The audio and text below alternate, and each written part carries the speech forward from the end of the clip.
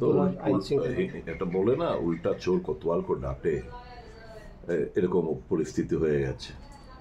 আমি জনজাতি ভাই বন্ধুদের যারা এসছে তাদের বিরুদ্ধে আমার কোনো রাগ নেই, যদিও তারা লোহার গেটে তালা ভেঙে তারা আমি যেখানে থাকি সেখানে প্রবেশ করেছে, প্লাস্টিক চেয়ারগুলো ভেঙেছে, ইট পাটকেল ছুঁড়েছে, কিছু কয়েকটা জানলা ফালনা গুড়িয়ে দিয়েছে, ভেঙেছে। আমি তাদেরকে আমি দোষ, তাদের বিরুদ্ধে আমার কোনো রাগ নেই, অভিমান নেই, কারণ আমি তাদের স্বার্থ সংশ্লিষ্ট ব্যাপার নিয়েই তো কথা বলছিলাম। এটা তো ঘটনা, বিজেপি দল তারা এসসি এসটি ওবিসির মানসিকতার দিক দিয়ে তারা বিরোধী, তারা পারভার্টেড, মানে বিকৃত মস্তিষ্ক এই তিনটে সম্প্রদায় নিয়ে, এসসি এসটি ওবিসি নিয়ে তারা তাদের মাথায় বিষ ভরে রয়েছে, তাদের ঘৃণা করে।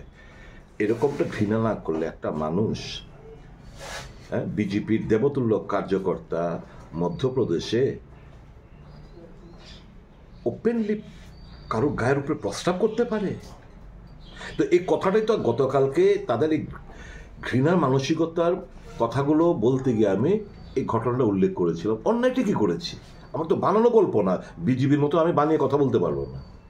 ফুটেজ রয়েছে, আপনাদেরকে এখন কালকে বক্তব্যের পরে ফুটেজটা আরও ভাইরাল হয়েছে। তো এগুলো তো ঘটনা। এই যে গতকালকে উড়িষ্যাতে দুজন এসসি সম্প্রদায়ভুক্ত লোক দুটো গরু কিনেছে। গরু কেনার অপরাধে তাদেরকে কেন গরু কিনেছে, তাদের যারা গোরক্ষা বাহিনী তাদের কেন মোটা অঙ্কের টাকা দেয়নি, তাদেরকে এগুলো মাথার দিকটা মুড়িয়ে দুজনকে কুকুরের মতো মুখে ঘাস দিয়ে তাদেরকে কুকুরের মতো হামাগুড়ি দিতে হয়েছে, মারধর করেছে। তো এগুলো তো কি পরিচয় দেয়?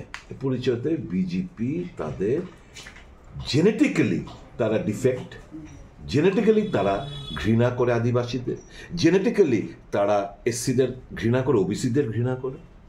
তারা উচ্চ বংশের যারা রয়েছে, উচ্চ বর্ণের লোক, তাদের পূজারী, এবং তারাই ডমিনেট করে বিজেপিটাকে। তো এই কথাগুলো যদি আমি সত্যটাকে সত্য বলে আমি যদি মানুষের জাগ্রত করার চেষ্টা করি, আদিবাসীদের কথাগুলো যদি আমি বলি, আমার দুঃখ হয় কিছু ইমেচিওর জানেও না হয়তো এই ঘটনাগুলো যে ঘটেছে।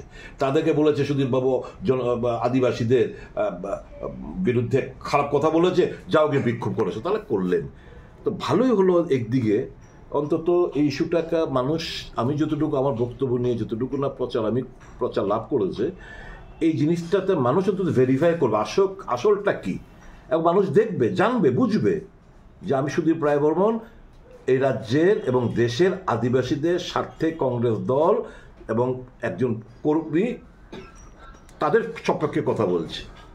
তো এই জন্যই সত্যটাকে আড়াল করা যায় না। আজকে সোশ্যাল মিডিয়ার যুগ, তো মানুষ নিশ্চয়ই বিবেচনা করবে, যারা নিশ্চয়ই আজকে এসছে না জেনে বুঝে, তারা গিয়ে যখন এই খবরগুলো দেখবে তারপর তারাও উপলব্ধি করবে যে সুদীপ বাবু যা বলেছেন তা তো একটা সত্য ঘটনা।